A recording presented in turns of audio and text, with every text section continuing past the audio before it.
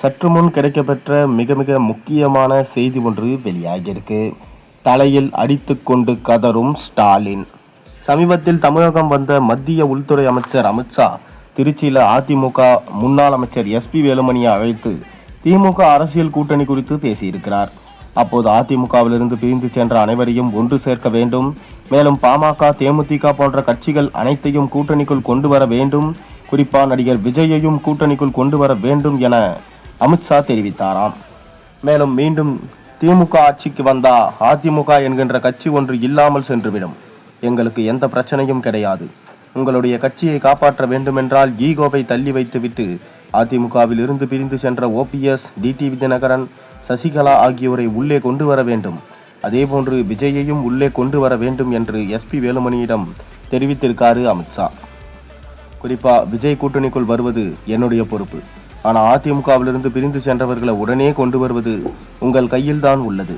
தேர்தல் தேதி அறிவிப்பு வர இருக்கிறது, கூட்டணியை விரைந்து முடிவு செய்யுங்கள் என எஸ்பி வேலுமணியிடம் அமித்ஷா தெரிவிச்சிருக்காரு. அமித்ஷா எஸ்பி வேலுமணி சந்திப்புக்கு பின்பே அன்புமணி அதிமுக கூட்டணியை உறுதி செஞ்சார். மேலும் டிடிவி தினகரன், ஓபிஎஸ் ஆகியோரோட பேச்சுவார்த்தை நடைபெற்று வருது. இந்த நிலையில் தற்போது கரூர் விவகாரம் தொடர்பாக சிபிஐ விசாரணையில் சிக்கியிருக்கு தாவேகா. சமீபத்தில் டெல்லியில் நடந்த சிபிஐ விசாரணையில் தாவேகா நிர்வாகி சிடி நிர்மல்குமார், ஆதவ் அர்ஜுனா, புசி ஆனந்த் ஆகியோரிடம் சில கேள்விகள் சிபிஐ எழுப்பியிருந்தாங்க. ஆனால் இதற்கு சரியான பதில்களை இவர்கள் மூவரும் அளிக்கவில்லை என்று சொல்லப்படுகிறது.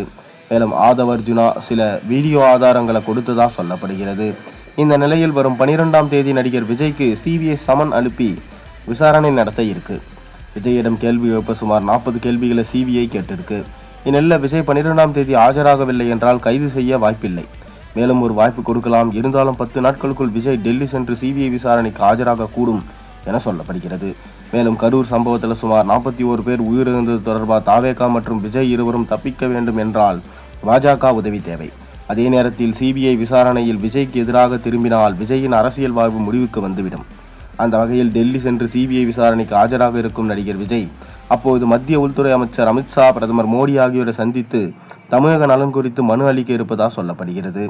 அதாவது தமிழக நலன் குறித்து மனு அளிப்பது போன்று பாஜகவின் உதவியை விஜய் நாட இருப்பதாகவும் அப்போது கூட்டணி குறித்த பேச்சுவார்த்தை இறுதி செய்யப்படும் என்றும் தகவல் வந்திருக்கு. அந்த வகையில் தாவேகா பாஜக கூட்டணி கிட்டத்தட்ட உறுதியாகிவிட்டது என்ற தகவல் வெளியாகியிருக்கு. அதாவது விஜய் தன்னை காப்பாற்றிக் கொள்ள வேண்டும் என்றால் பாஜக கூட்டணி தான் ஒரே முடிவு என்பதனால தேர்தல் கூட்டணி அமைந்தது. அடுத்த 2031 தன்னை முதல்வராக முன்னிறுத்தி தேர்தலை சந்திக்கும் முடிவுக்கு விஜய் வந்துவிட்டதாக சொல்லப்படுகிறது. இதனால் இப்போதே ஸ்டாலின் அவர்கள் தலையில் அடித்து கொண்டு கதறும் அளவிற்கு தனது கூட்டணி இருப்பதாக அவர் தற்போது மக்களால் முடிவு செய்யப்பட்டிருக்கிறார்.